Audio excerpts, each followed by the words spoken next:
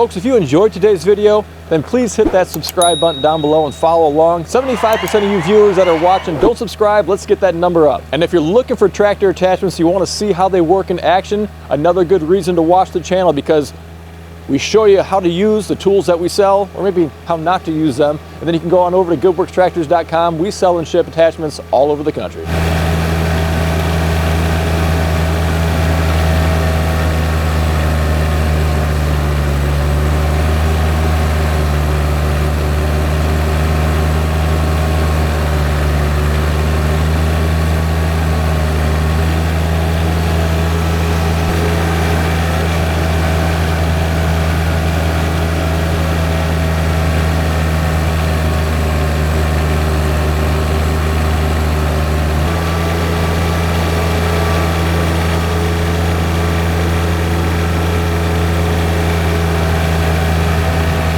Folks, it's the first time plowing the brand new driveway that I've got out here, and if only somebody would put out some tips on like what to do to prepare for snow season, that would be awesome.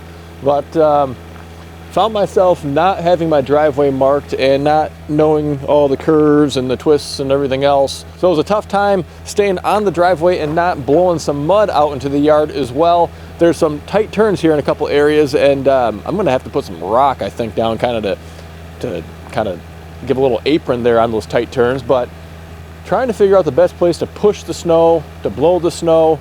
You know, every driveway, every setup's different. If I did everything out here, including all the barns and the other driveway and the connecting paths, it's about 2/3 of a mile.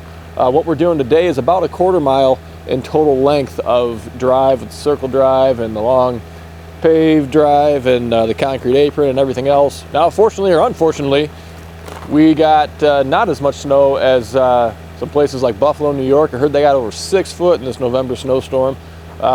Shoot, even my brother, he got, what'd you say, 20 inches, 22 inches, close to 2 feet. I mean, we ended up with, if you look on top of the trash cans there, 14 inches, somewhere in that ballpark. But that's the challenge when you're trying to make a video and you're trying to time this stuff when your cameraman doesn't live where you live.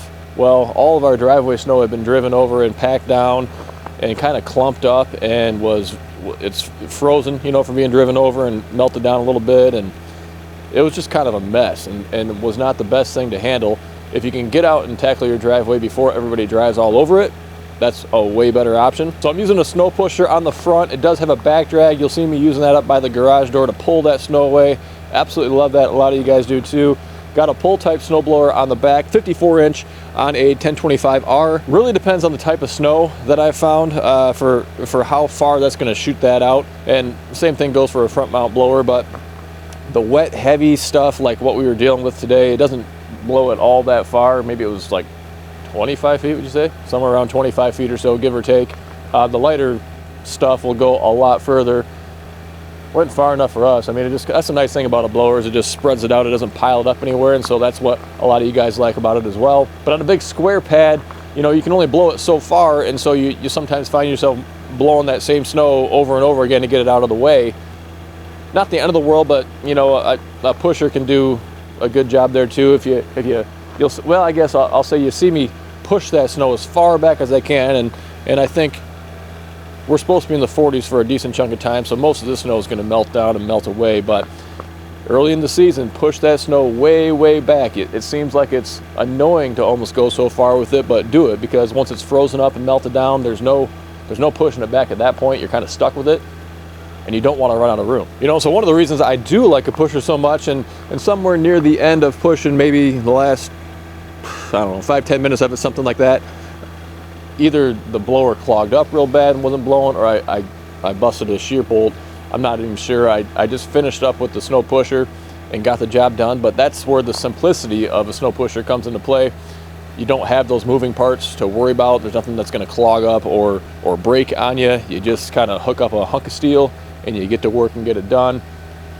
And to that effect too, it doesn't matter if it's the slushy heavy stuff or the light fluffy stuff, or a couple inches or a 1.5 feet or whatever. 6 foot is a different story. That's going to be a tough thing for anybody, and that's when you got to really stay on top of it. You know, go out every foot that it drops if you can. I mean, most likely if you're getting 6 foot of snow, most are either working from home or you know, or everything's closed. So you have time to go out and blow the snow and take care of it and stay on top of it. And so again, for us, not a ton of snow. We'll get a whole bunch of snow. There was, again, about a foot out in the yard that I was blowing yesterday, but we didn't get any of that footage today.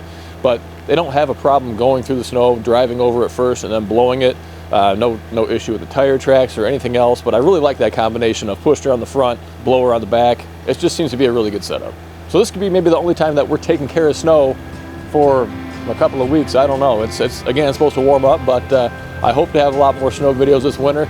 The Farmer's Almanac said it's going to be a really bad winter, so if this is an indication, well, then we're looking forward to it. So if you're looking for snow removal equipment or anything else for your tractor, we'd love to help you out. We sell and ship tractor attachments all over the country. And if you enjoyed today's video, we'd love to have you tag along. Hit that subscribe button right down below, completely free. I want to thank you for taking time out of your day to stop by, and until next time, stay safe. We'll see you soon.